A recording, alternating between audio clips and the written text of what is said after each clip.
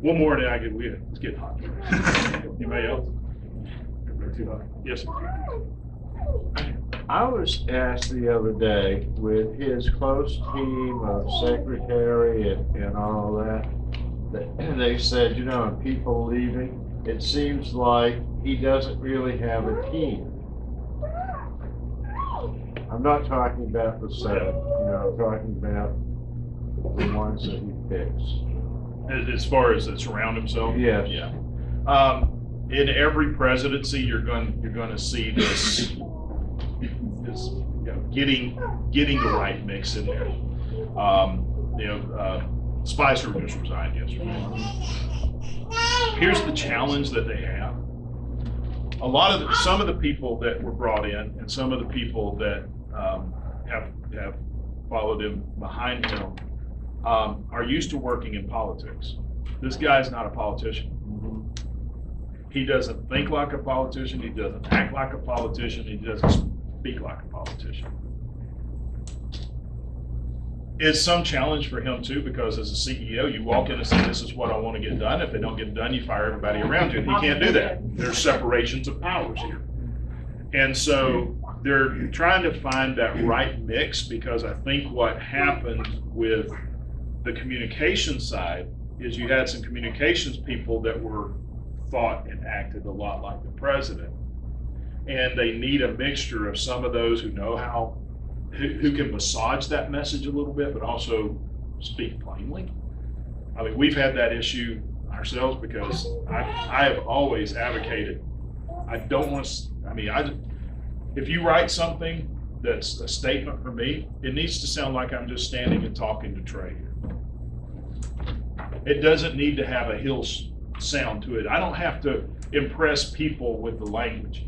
I don't care if you say y'all in the press release 2 or 3 times, okay?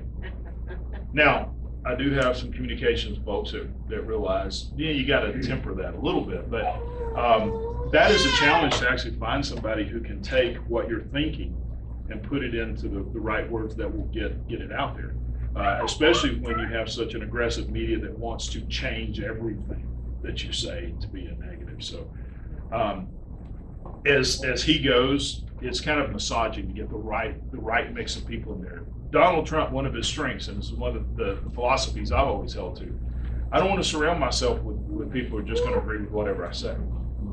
I'm not always right. I learned that 34 years ago when I got married. She's always right, okay? That's why she goes with me every week. My dad always told me the secret to happy marriage is to answer this question: do you want to be right or do you want to be happy? So, and I encourage our staff when we get into a policy discussion, because every week, at the beginning of the week, we sit down and we go over all the bills that are coming up, what changes may happen on the floor, and I want their honest opinion on it, not what they think I want to hear. And it takes a little while for some of them to, because I'll take the other side. I may be for it, but I'll start arguing the other side to see how solid they are in their research and to bring up some counter arguments. And as you'll notice, you get some of the our folks in there, even though I tell them over and over again, I just want you to be straightforward and honest with me. They'll think, oh, he's for this bill, so I can't argue it. But I want that different opinion. You guys, a lot of us talk, and that's what I want to hear. You know, because a lot of times what you're hearing isn't really what the truth is. But sometimes folks will pick up on something on a bill. It's like, wait, this really could cause a problem for us here. That's why, especially on bills that deal with financial markets or business and taxes, I'm continuing on the phone with our businesses back here. Like this FAA thing we're going through right now as a pilot, I've got some concerns about the privatization, because it's not really privatization. Privatization is when the city of Cartersville decides, you know what, there are all these pest control companies out here that catch animals. Instead of having our own dog catcher service, well, animal control, we'll just contract out to one of these and we'll bid it and let them bid. That's privatization. There are no companies out there that do air traffic control in the United States of America to contract it to. So what we're creating is a government entity over here, and we're going to call it a nonprofit with the same people doing the same things, and we're going to separate it out so they generate their own revenue and we're not having to appropriate. So we can go at the end of the year and say, we've already reduced the size of government by 60,000 people and this much money. In a way, we are doing that. But there's national security issues there that we have to think through. And there is basically no accountability through Congress or the president, which concerns me. Now, I think it's a good idea to do, but there's some things that we need to fix. So I'm on the phone all the time with folks back home. Phoenix Air here. I'm like, well, what do you guys think about it?